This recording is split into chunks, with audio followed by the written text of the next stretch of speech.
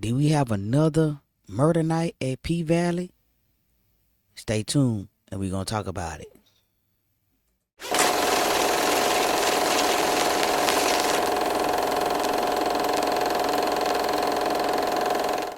Welcome. This your boy AJ. This is Raising It and Junior Miss, where we do commentary on your movies, sitcom, Netflix, Hulu, HBO Max. If it's a series and it's a movie, we watching it and we talking about it.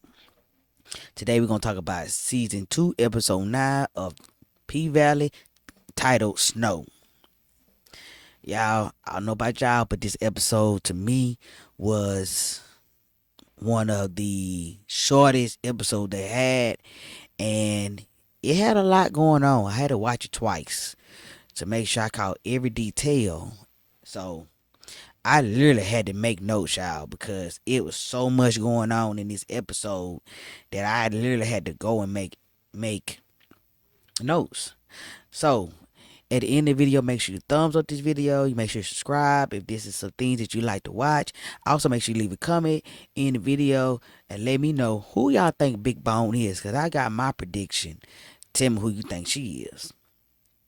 So, of course, we open it up. It always open up with something dramatic. Miss Howell know how to draw your attention to details. So it opened up with Mama, Grandma, and she in the hospital. She's still fighting for her life. She's hallucinating, and the nurse is trying to give her some water, but she won't take it. She thinks the nurse is her daughter because she's hallucinating. They get to tussling in the bed, and she knocks the water out the nurse's hand. She like, baby, I ain't ready to drink that water. You know what I'm saying? Grandma said, I ain't ready to go. So they showing us that grandmama is in that, Ernestine is in that fighting for her life. Like she ain't ready to go. You know what I'm saying? So I got a feeling that she's gonna pass, but I got a feeling that it won't be this season. Then it flashes over to Pastor Woodbine and let me track back because I told you there was a lot going on. There's so much little time. It's like they slammed everything in one episode. So if you remember, Haley gave Andre Watkins his name. They gave him she gave him a $10,000 check, and he took that $2,000 check and he actually came back to the pink with it, and he basically bought the scrippers to promote him as a campaign candidate to the guys, to the minorities, to get his numbers in the polls up. And they did their job. You see them as they shooting a video or a commercial in the pink, and how they at the polls with him, and they're marketing. He basically part of his campaign now, the strippers, and he's talking to the reporter, and then come Pastor Woodbine. Now, Pastor Woodbine was actually gave her, I want to say about 60 bands to drop out of the race, and he's like, yo, I need you to drop out so my candidate can win. I know that you about money. Here you go. But as we see in this episode, she shows him that, hey, I am not about money. I really want to win this campaign. She rolls up on her float in the middle of the interview that the Andre was having with this reporter, and she blasted them. Hey, my campaign competition feel like I'm a threat to them, so they try to offer me money to drop out the race, and God is putting me on this path of becoming a mayor. But let me show you what I'm gonna do with their money.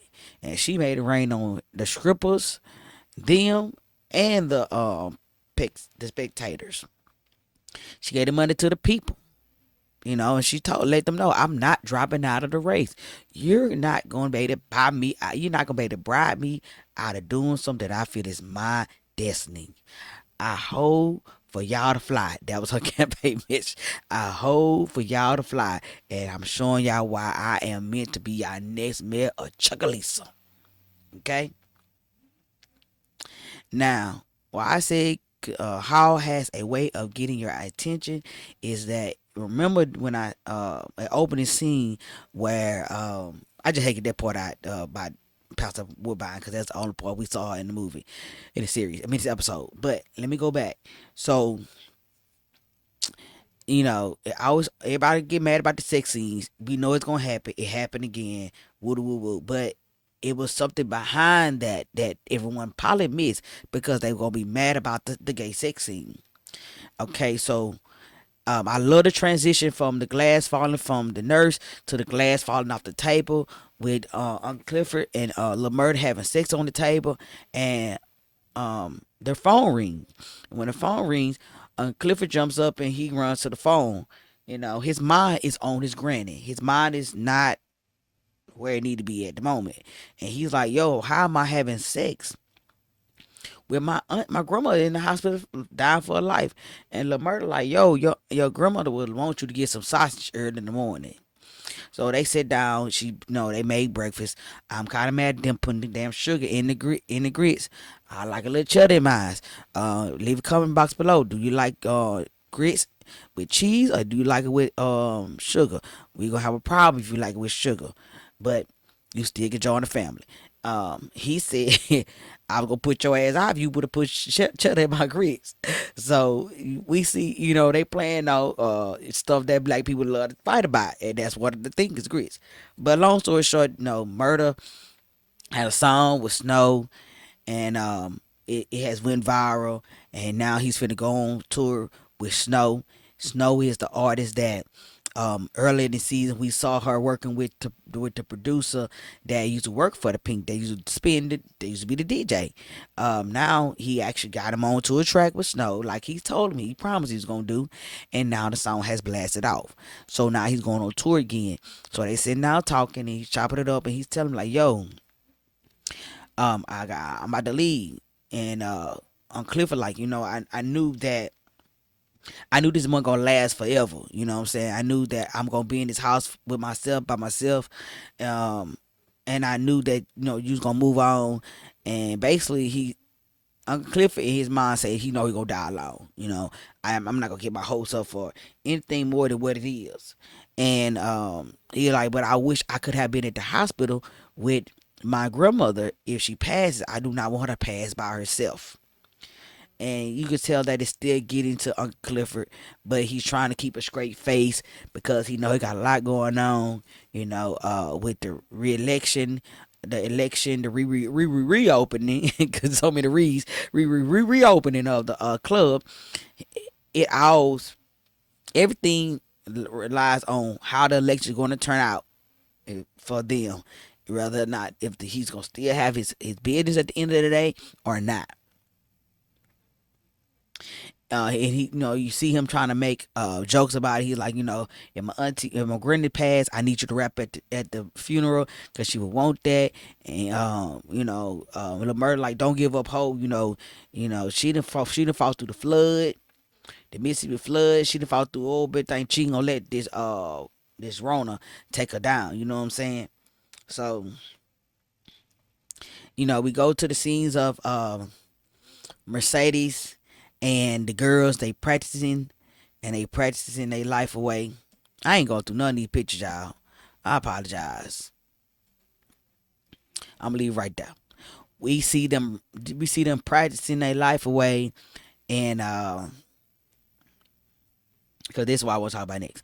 We see them practicing their life away, and Mercedes, she got the confidence, but she almost there, but she ain't ready. You know what I'm saying? But I got a feeling that she was ready. Is that she did not want to compete with Mississippi on the big day. It was like this is Mississippi time to do her final dance and leave. And I do not want to take the glory out of this being your moment for Mississippi. So I got a feeling that she kind of pulled back from that arm. You know what I'm saying? And as you can tell, her and Roulette got into it, and Roulette like, bitch, I don't want you to fall on top of me with that them gray hairs on your pussy. I'm gonna need you to figure that shit out. You should have got your ass back on the pole when you fell the first time. They get into it. She storms out and said, you let Mississippi. If y'all think y'all gonna open this thing without me, you figure that shit out. But I'm not dancing. Storms out and her, her Clifford, they talking outside, and he telling her like, yo, sometimes you need to make up a new dream. You need to figure that out. Sometimes, what I'm saying, like me, this was my dream. Now I gotta make up a new dream. But before that happened, baby, Big Bone was ear hustling like a mug. Watch Big Bone. Big Bone was with me. She was ear hustling. She didn't say a word, but she heard everything because Mercedes and Haley got into it before she stormed out. And she said, Bitch, you the reason why I'm like this. I put that uh 8 pound or whatever, 7 pounds or pull that trigger and big Clifford like, hey, you talking too much. You know what I'm saying? Mercedes don't have no filter. She don't care who knows right now. She feel like, you know what I'm saying, her whole life has went down the drain. She should have been gone 5 years, and you are the reason why I am in the predicament I am in today. And she is, but at the same time, I get what Haley's saying. Stop using me as the barrier and the excuse of why you ain't been gone from the pink. You should have been gone 5 years ago. You 30. So I get what she going to, but yeah, she saved your life, and you owe her a magnitude of appreciation because, like she said, I should have never been in that room to pull that trigger. Now the reason I got this picture is right here because everybody want to know what was gonna happen between Diamond and Mississippi once they got together, and they finally got together. I'm pretty sure this was Mississippi going into the kitchen to get water after they got done practicing because that what she went for. She went for some water, and Diamond realized that she's still wearing the pendant that he gave her for protection, and she said, "Yes, it does work. It works. However, the king has the key to the castle. The Lamu turned. He didn't lock me in his house, but my hair has grown long enough for me to get out." I love how they use metaphors to tell the story, like a Romeo and Juliet. And who is dropping again? Big Bone. She like, I know she thirsty, but I'm hungry. Is them wings ready? Big Bone is everywhere, as you can tell. All right, so the re-reopening of the casino. The re-reopening of the Pink is going down tonight. The parking lot is full. The people out there trying to get in. We at 50% capacity. My health inspector lady, she out there in all clear plastic, face covered up, nose covered up. She is covered up from head to toe, making sure they are in audience and obeying the 50% occupation rule. So Clifford went up to her like, yo, we almost full. Some of y'all niggas gonna have to wait to get in, or some of these niggas get kicked out. So of course they mad, you know what I'm saying? They already got to pay $60 to get in more, and I gotta wait in this line. So she convinces, Clifford convinces the inspector to let them get to 75%, with her giving the inspector big L, and also letting her in for free. So she jumps on it like, she got this money, she ready to burn it. You know what I'm saying? She ready to see some hoes herself. So she like, yeah, but they bitch better keep their mask on at all times. So of course they start letting people in. They flooding the Pink now. So as you can see, everything going on in the Pink. Roulette, she getting fingered off in the corner over here by your boy, cause he really want a relationship with her, but she don't want a relationship with him. But he didn't finger her in the corner. You know what I'm saying? Uh, your boy, your boy run downstairs. Your boy run downstairs like, y'all, we are almost at 100%. I need all y'all on the floor. I need all y'all on the floor because guess what's going down? And that's when he run into Toy. Toy is the stripper that had COVID. They gave COVID to mama, grandmama. And he like, yo, bitch, you gotta go. You're fired. I don't even know why you in here no more.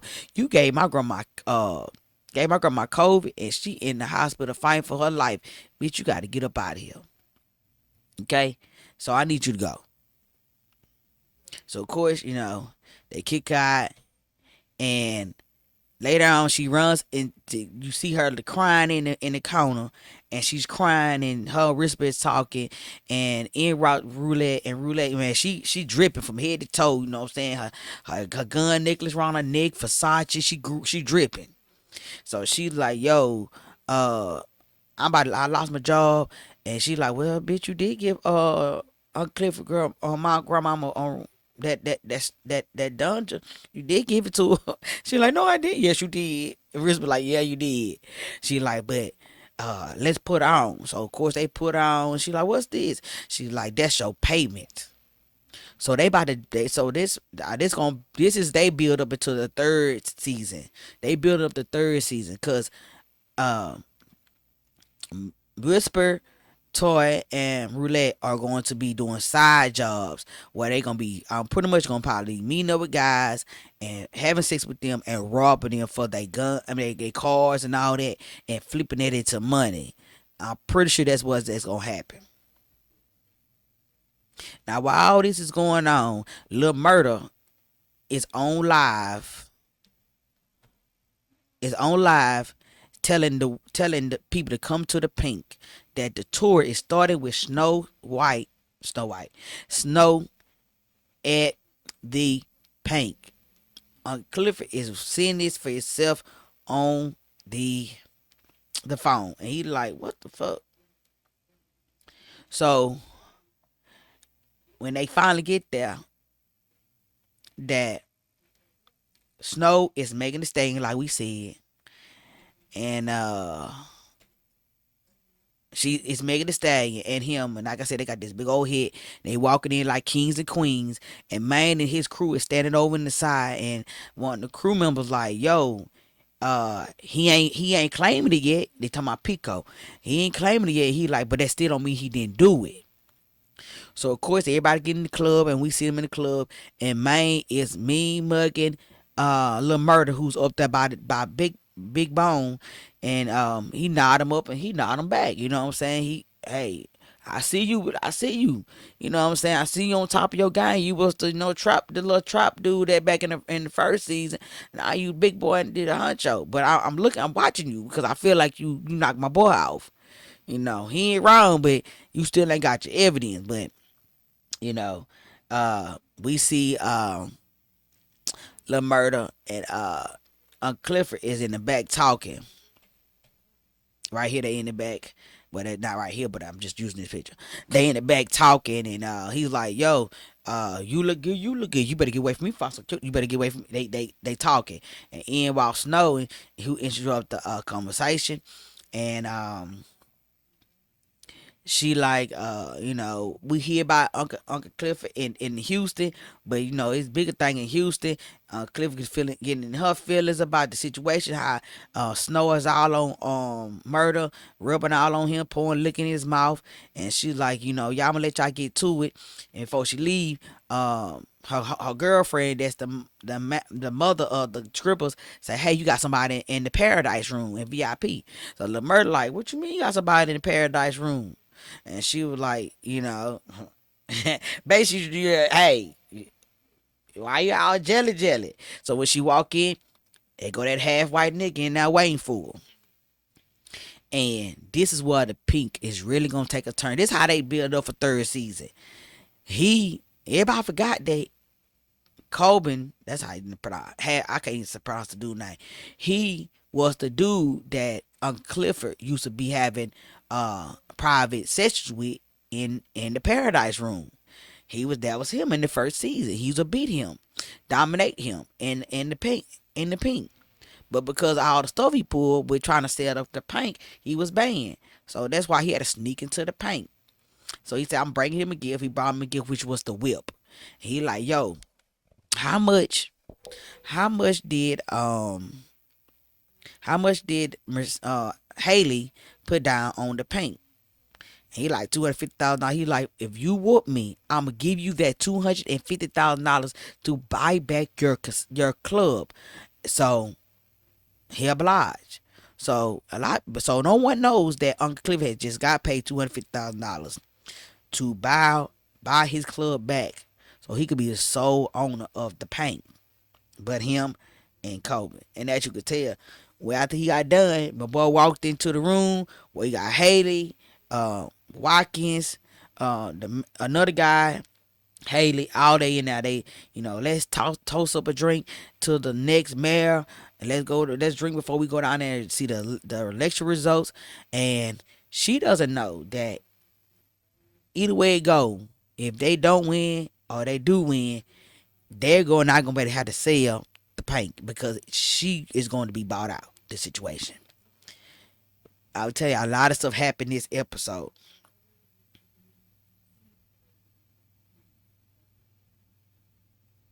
Okay, so when they drink, Haley throws the drink behind her shoulder because early in the episode she's talking to the mother of the girls, and she tells like, "Yo, I need you to go to the store to Rainbow because what you picked out is not gonna work for tonight." She come nauseated and she started throwing up. And then they whisper like, "Are you ready for twins?" So she tells her, "Hey, you pregnant, and you're pregnant with twins." So that's why she's not drinking. Then she turns around and tell Great Value Obama that they need to talk, and they need to talk somewhere else. So they leave. And when you see them leave, they go to back to the house where they're making out because uh, he want to celebrate. And that's in when they walk into the campaign office. There go his wife. So that's the third season. They're going to work that into the third season on how he gonna deal with his wife being the mayor and his mistress who's pregnant with his twins that he don't know nothing about. Cause that's what she's about to tell him that, hey, I'm pregnant. Okay. Now during the performance, Snow goes up to start performing, getting the club jumping, and Mississippi is dancing her ass off. Maine is looking at her like, yo, I don't know what's going on, but this girl is dancing her life away. Like this is her last dance. And Mercedes like, yeah, she is.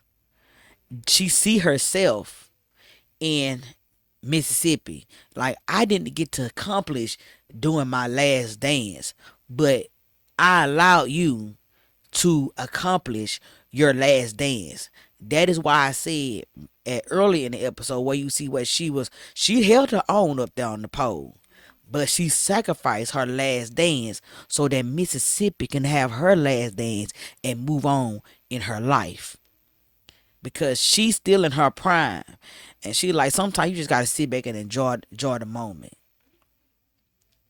But Mercedes got a lot more going on. Her dream. Yes, you saw. I didn't speak on it, but let me go ahead and throw this in there. Well, she got the text message from Farrell saying, "Hey, come meet me in Tennessee." She goes to Tennessee. She sees the exhibit. She sees that a legend was born. She took pictures of this legend, and the picture was beautiful. And I got a feeling that in the next season, that her and Farrell gonna be doing a lot of work together, like we predicted. So a big fight break out at the club, and it breaks out between Maine and one of the guys from the other from Little Murder Crew, and they in Snow and Lil Murder is in the middle of their performance, and he sees the fight break out. They get in the fight. He get in the fighting. Uncle Clifford is calling. Let me get. Uncle Clifford is calling. Calling them over to come get the girls, clear the club out, and he snatches up Lil Murder and takes him into the room right here. He takes him to this room, and they talking, and he's like, "Yo, what's going on, man? I told you I didn't want another murder night." And he like, he heated, so he don't know, he don't realize what he's saying to Uncle Clifford. And Uncle Clifford like, it was that part of me covering up something that happened last night. So basically, that morning Woodbine, the morning sex was a cover up for what happened the night prior. So he like, yeah. So he like, he disregarded everything that he just said. He like, yo, if you going on tour, we gonna have to send Diamond with his light skin, caramel, fine ass. We gonna not man, a clip be all over the place. We gotta see him with you. You know, nah. I protect myself. So he basically confessed to killing Pico to Uncle Clifford. And Uncle Clifford like, yo, you need protection if you're going on this tour. And he like, nah, I'm good. Diamond walks in and he like, we cleared the club. We had to go out there and clear the parking lot. And he, you know what I'm saying, he just updated on Clifford on what's going on. So he like, good. So of course they part ways. Lamurda like, yo, I protect myself. And he pissed off. He like, man, I put another niggas in the ground. So Uncle Clifford kicked this box and then here come them that the drugs come spilling out. So he pick it up and he like, Big L. So he see Big L. He go find Big L. Big L is in the office where he always is. He always in the office drinking, doing something. So him and Duff, the white boy, they in the club, they in there drinking or whatever, laying low, and he sliding the controls against the wall. And like, did I tell you I did not want to be I don't want to be in this game. And he like, let us get the roof. And, you know, they get to talk back and forth. He like, man, this ain't what I'm about. I'm about that life. You know what I'm saying? You know, the connect. You know, they like to kill people. You know what I'm saying? Uncle Cliff like, look, I ain't about that life. Big L was like, you just scared.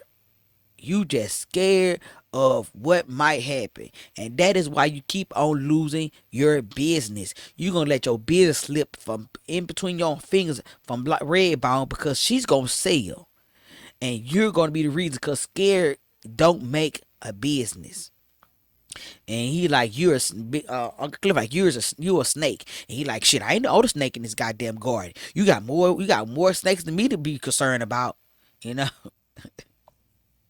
So so that was real. So Uncle Clifford fired Big L. Big L like, I quit. And then Uncle Clifford like, hold on. But by the time he said hold on, his phone rang and it's the hospital. So the hospital said, if we don't call you, it's no good. It's good news. But when we call you, you know, but at the same time he can't hear. But we don't know what happening. So they cut it off right there, which gonna probably lead into the second episode. Cause it's a two-part finale. Okay. Now you gotta watch Big Bone. Big Bone is watching everybody. Because the reason why I know she's watching everybody is because she said herself. She told Mississippi in the hallway that, hey, you leaving. I'm happy you leaving. I don't need to be introduced to you. She was like, these walls whisper. Mississippi like, you don't need to listen to the whisper. She was like, well, I know you leaving. And she's like, who told you that? She's like, these walls. And they got lips. So she know everything that's been going on in the pink. Cause she been sitting back observing. No one been watching her. So when the fight break out, Diamond goes up on the stage and throw all the dudes off the stage to rescue Mississippi. When he rescue her, he pull her to the side and Mississippi kisses Diamond. When Mississippi kisses Diamond, Big Bone sees it. When she sees it, you could tell her heart just broke. Now, this is why I say that Big Bone is associated with Martavius. She is sitting on the bike and she has a picture of herself holding Martavius' ring. And if you pay attention to the phone, she is finna get ready to send that as a message to someone to show them that she found evidence that Martavius has been here, but I can't find him. And however, she's hesitant to send that message because she has got her feelings intertwined with Diamond. So she's kind of hesitant on, should I send it or should I not send it? Now, I like how they also worked in Mercedes and Uncle Clifford, not Uncle Clifford, Mercedes and Lamurda talking to each other. Because you remember in the first season, first episode, Lil Murder tried to talk to Mercedes, and Maine stopped him because he was just a little trap rapper that was trying to make it. And when she came to the red room where they killed Montavious at, they both said I haven't been here ever since. And they talking about Montavious. So a lot of secrets started being spilled out in this season, in these episodes.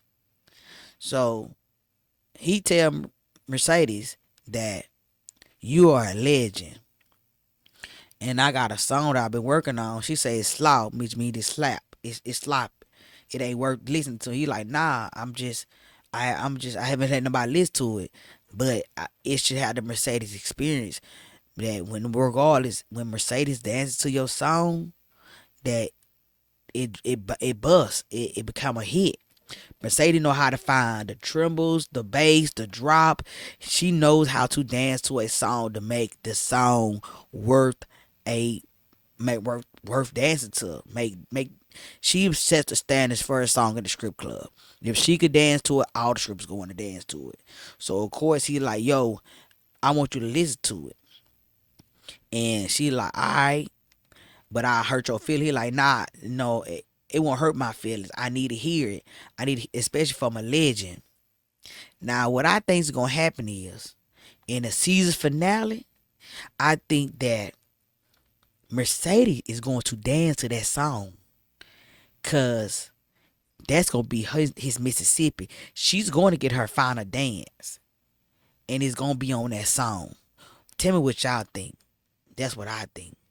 If you like what you saw, you like what you hear, leave a comment box below, subscribe to the channel, thumbs up the video, and let me know what y'all think about the whole episode. I loved it, but it was too short. Talk to y'all later. Peace.